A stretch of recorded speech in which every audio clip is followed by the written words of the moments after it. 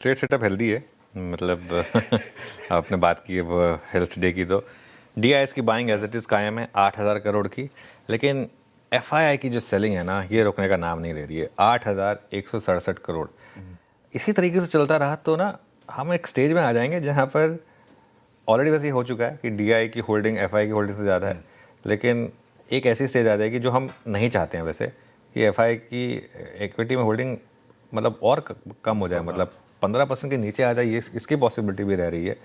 लेकिन खैर जो भी है, 24 दिनों में एफआईएस ने बेचा है 1,60,000 करोड़ का माल, है ना।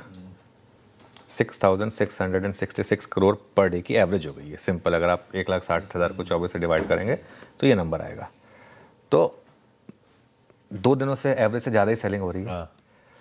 कैश और फ्यूचर्स की सेलिंग मिलाकर थोड़ी कम है, उस पर मैं आऊँगा थोड़ी देर में। लेकिन एक बार वो बार लेकर आइए एफआईएस के, जो बार हैं वो नहीं, बार नहीं है क्या? हाँ, बार लेकर आइए पहले, ये बाद में डिस्कस करेंगे। हाँ, ये देखिए, ये 8,000 करोड़, 7,000 करोड़, 7,100 करोड़ से पहले 14,895 करोड़, पिछले 4 दिनों की एफआई की सेलिंग देखिए। इसमें बस एक नेगेटिव ये छुपा है कि अब जो सेलिंग हो रही है ना, वो रैली पर हो रही है। तो ऐसा नहीं है कि भाई, नॉर्मली एफआईएस क्या करते हैं, मोमेंटम चेज करते हैं, लेकिन वो क्लियर है कि अभी हमारी मार्केट से नाराज़ हैं और उनको बेचना ही है, ये भी वो बना चुके हैं। तो लगातार 4 दिन से जो है वो हमारी एवरेज, जैसे मैंने कहा 6,700 करोड़ की है, लेकिन 4 दिनों की एवरेज आपकी $1 बिलियन प्लस की है। मतलब ऑलमोस्ट $1 बिलियन की सेलिंग है 4 दिन में रूस की। कहीं ना कहीं नेगेटिव है हमारे लिए।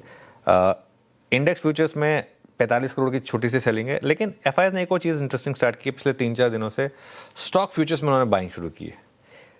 5 दिनों में इंडेक्स फ्यूचर्स की सबसे कम सेलिंग है और 4 दिनों में स्टॉक फ्यूचर्स में 9,740 करोड़ की बाइंग है। आई थिंक ये नंबर इंपॉर्टेंट है और यही एक रीज़न है कि कैश मार्केट में बड़ी सेलिंग के बावजूद ओवरऑल नंबर उतना खराब नहीं लग रहा है, क्योंकि कम से कम स्टॉक फ्यूचर्स में थोड़ी सी बाइंग हो रही है।